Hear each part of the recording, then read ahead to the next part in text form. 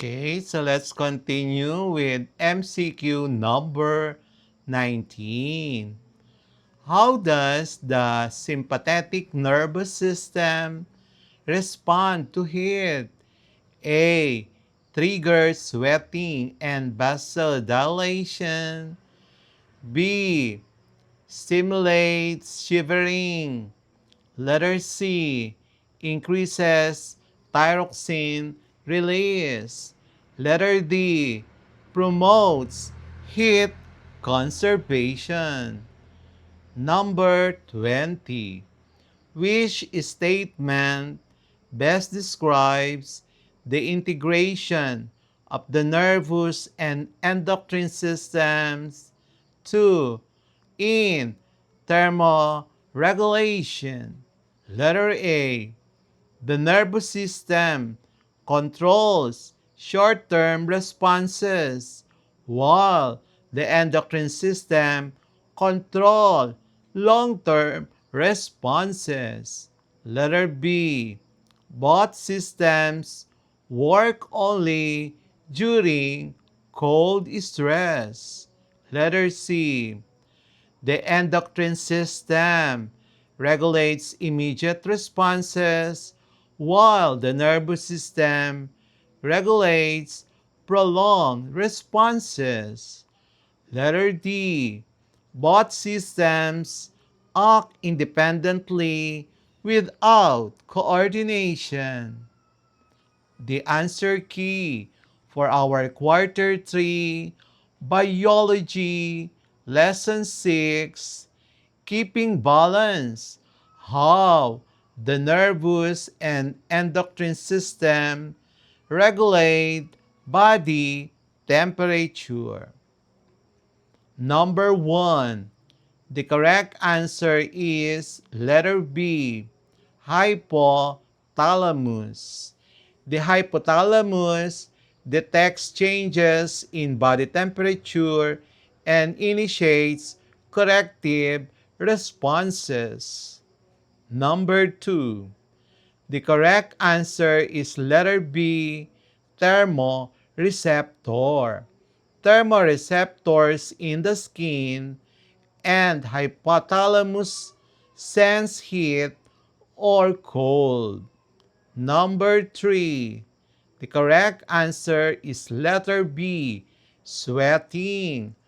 The nervous system activates sweat glands to release sweat for cooling.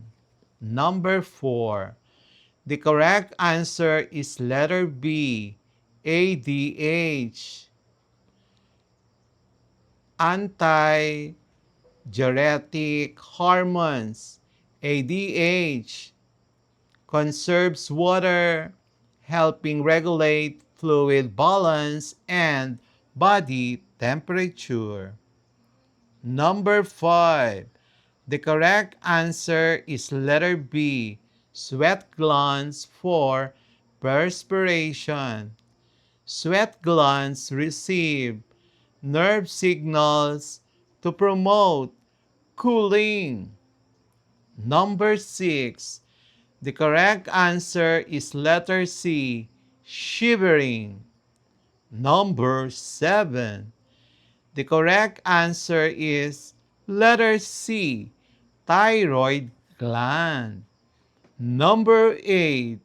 The correct answer is letter B, by releasing hormones that adjust metabolism. Number 9. The correct answer is letter B, releasing heat. Number 10.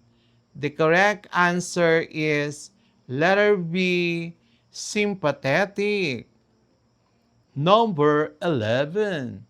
The correct answer is letter C, thyroxine. Number 12.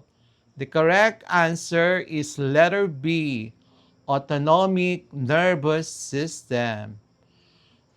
Number 13. The correct answer is letter C, increased thyroxine secretion and shivering. Number 14. The correct answer is letter C. It produces heat through muscle activity. Number 15. The correct answer is letter B. Thyroid gland. Number 16. The correct answer is letter C. Nervous and hormonal regulation. Number 17. The correct answer is letter B. Thyroxine. Number 18. The correct answer is letter C. Shivering. Number 19. The correct answer is letter A. Triggers sweating and vasodilation. Number 20. The correct answer is letter A. The nervous system controls short-term responses, while the endocrine system controls long-term responses. And that's it for today's lesson here on Smile Road. If you learned something new today, don't forget to hit that like button and share this video with your classmates. And make sure to subscribe and tap the notification bell so you'll be the first to know when a new lesson drops.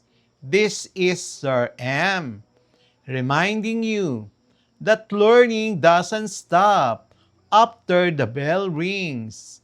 Keep asking, keep exploring, and always walk the road of knowledge with a smile. Smile Road, where curiosity meets discovery. See you in our next lesson.